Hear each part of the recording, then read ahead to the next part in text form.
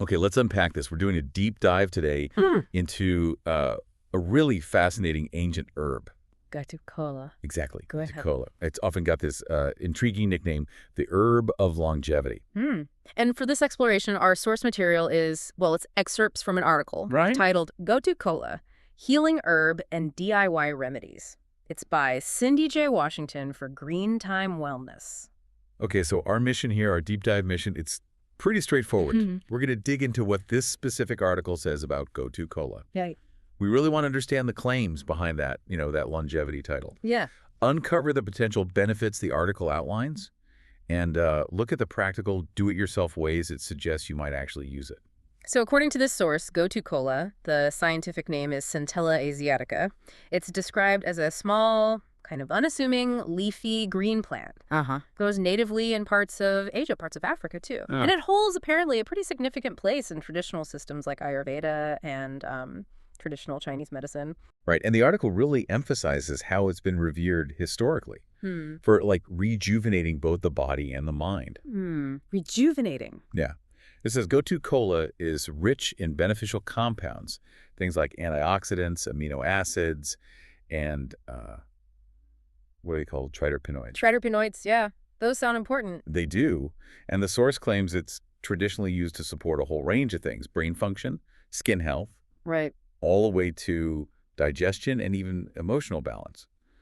So based on this article, it definitely sounds like it's been seen as a very versatile plant for, centuries. What's quite interesting, just looking at how the article frames it, is how this one plant gets linked to potential benefits across so many different areas of well-being. Yeah. It really speaks to that holistic perspective you often find in, traditional practices. Absolutely. And that versatility, it starts to hint at why it might get called the herb of longevity, doesn't it? Keeping different systems running smoothly. Exactly. So let's really lean into that. Let's look at what the article actually identifies as its key potential upsides. It lists what it calls 7 impressive health benefits. Okay, 7. So the first benefit the source highlights is boosting brain function. Brain function, okay. Yeah. It claims Gotu Kola can potentially enhance memory, improve mental clarity and focus, Right. and maybe even help reduce anxiety, supporting overall cognitive performance. If you think about, staying sharp as you age, Exactly. that potential benefit, as the article describes it, really connects to that whole idea of longevity. Definitely. It makes you wonder, like you said, how much of that nickname comes specifically from its traditional use for the mind. Right. Then the article shifts gears a bit. It talks about healing and toning the skin. Skin health. Yeah. It suggests Gotu Kola is rich in compounds that could potentially boost collagen. Okay, collagen. That's key for skin elasticity. Right. Which could improve elasticity, maybe help fade scars, and soothe inflammation. The source even specifically notes it as being potentially ideal for conditions like acne and eczema. Okay, so this is probably where those triterpenoids the article mentioned earlier come in. Right. Because those compounds, they're often looked at for their effects on connective tissue, That makes sense. which would line up with the source focusing on skin repair and, elasticity. Yeah, seeing how the components the source lists might actually relate to the benefits it claims. Okay, the article also talks about supporting circulation. Circulation, okay. It states that Gotu Kola can strengthen veins and capillaries, which could be beneficial for issues like, say, varicose veins or just generally poor circulation.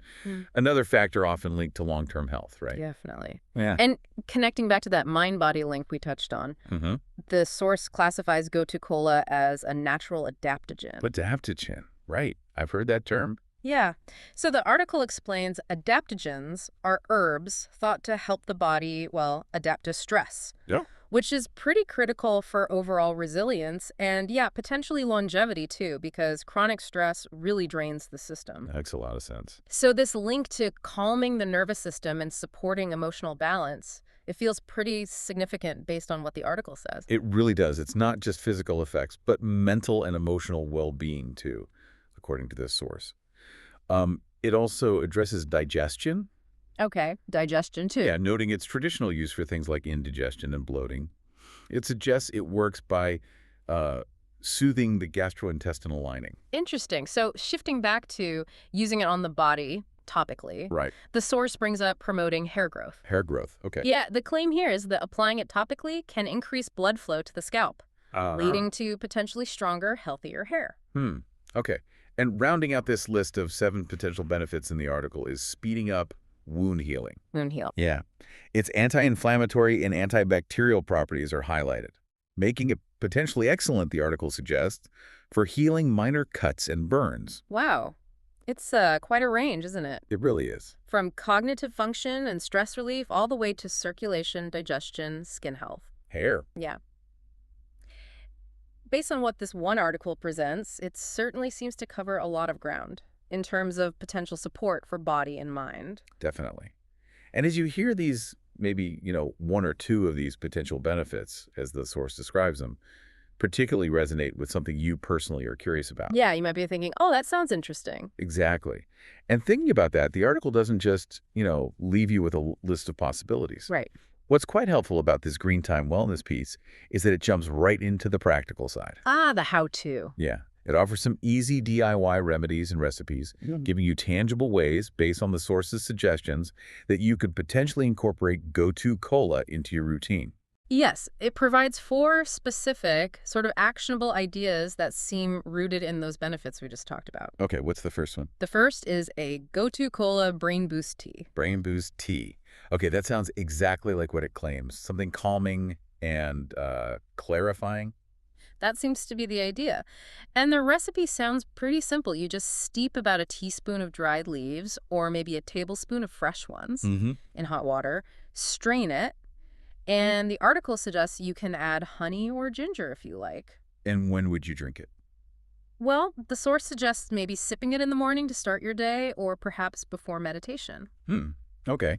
That sounds nice. What's next? Then there's a practical application for those skin benefits we mentioned. Right, the skin stuff. It's called a skin-soothing Gotu Kola Balm, described as a DIY remedy specifically for addressing things like scars, rashes, dry skin. Okay, a balm.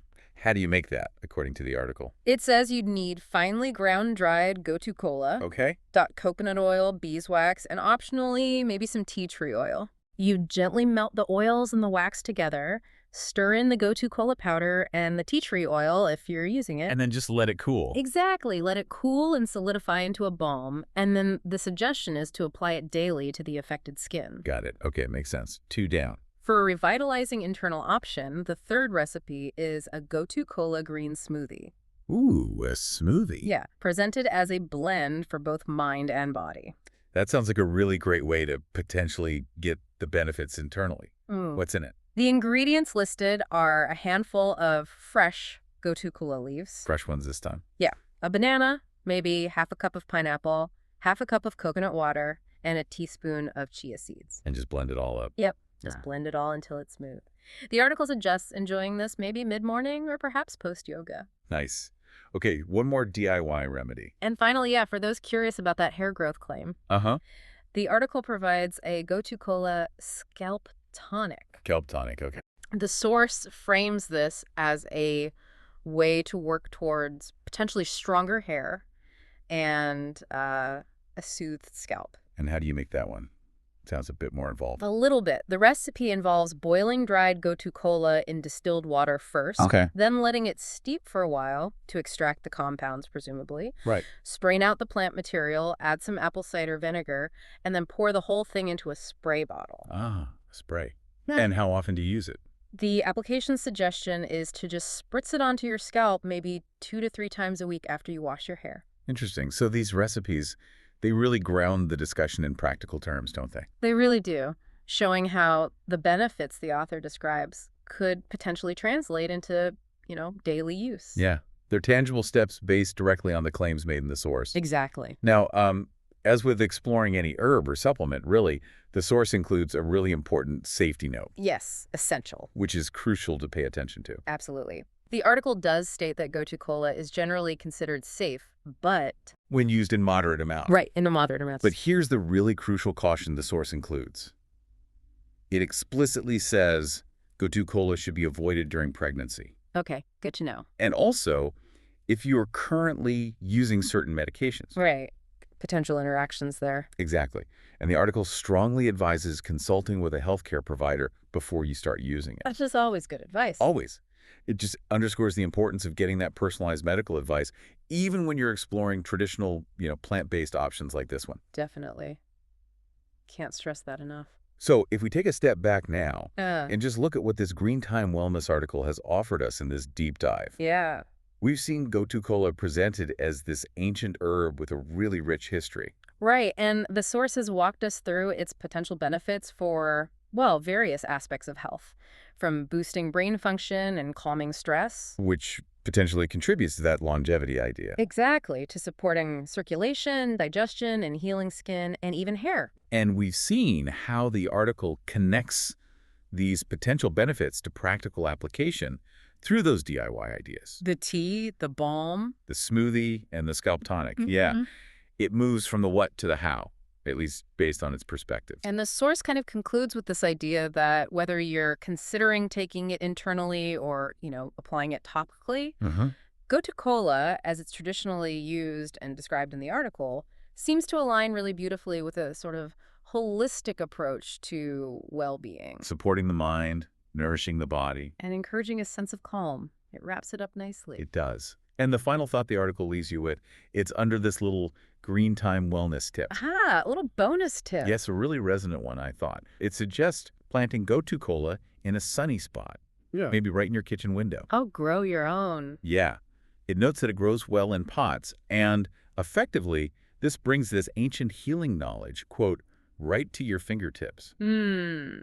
Right to your fingertips. I like that. Imagine having that potential herb of longevity literally within reach every day.